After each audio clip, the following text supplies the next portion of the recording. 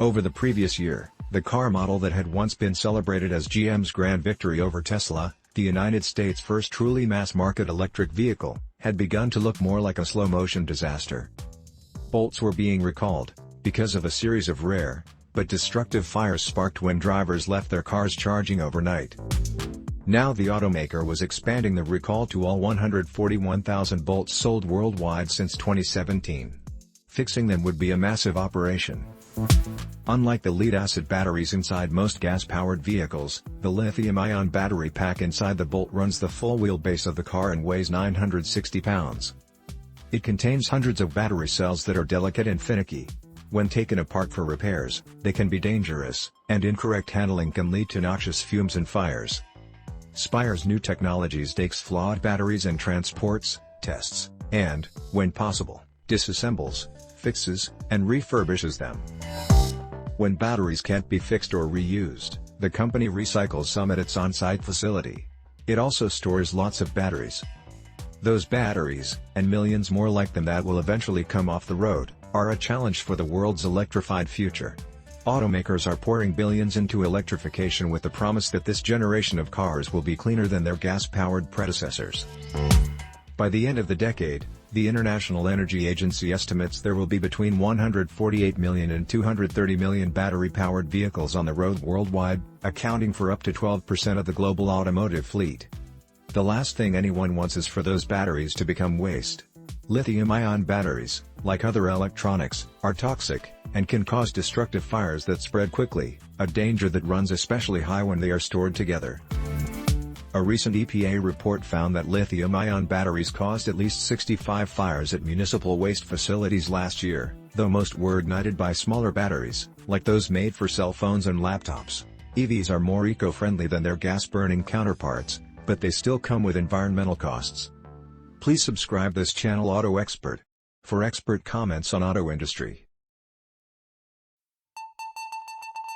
Batteries contain valuable minerals like cobalt and lithium, which are primarily extracted and processed overseas, where they cost local communities in labor abuses and vital resources like water and contribute to global carbon emissions. Because of that, unchecked demand for new electric cars will reduce greenhouse gas emissions in developed countries and urban centers and sacrifice places where the materials are mined. In an ideal world, each of those lithium-ion batteries stacked in the warehouse would be reused and recycled, to create the lithium-ion batteries of 10, 25, even 50 years from now, with little new material required. Experts call this a circular economy. To make it work, recyclers are racing to come up with an efficient and planet-friendly way to reduce a used battery to its most valuable parts and then remake them into something new. Others plan to squeeze every possible electron from a battery before it's recycled by offering second or third uses after it comes out of a car. The emerging EV industry needs a smart end-of-life process for batteries, alongside widespread charging stations, trained auto technicians, and a fortified power grid. It's essential infrastructure, key to making our electrified future as green as possible.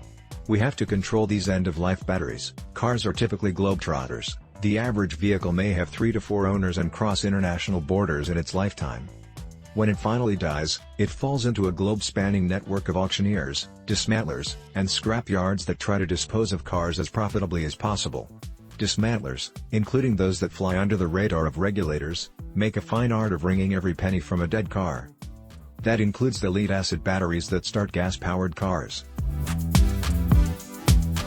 More than 95% of them are recycled today because consumers can claim deposits when they return the batteries, and they are relatively simple to dismantle. Lithium-ion battery packs are, by contrast, heavy machines with dozens of components and radically different designs depending on their manufacturer. The recycling process typically involves shredding batteries, then breaking them down further with heat or chemicals at dedicated facilities. That part is relatively simple. The harder part is getting dead batteries to those facilities from wherever they met their demise. About 40% of the overall cost of recycling is transportation.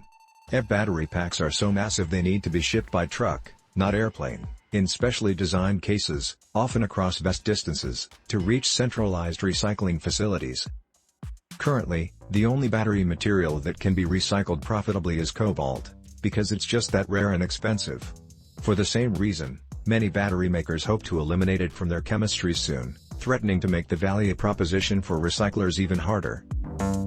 Even cobalt-free batteries are toxic and a fire danger, though they still contain plenty of valuable materials, like lithium and nickel.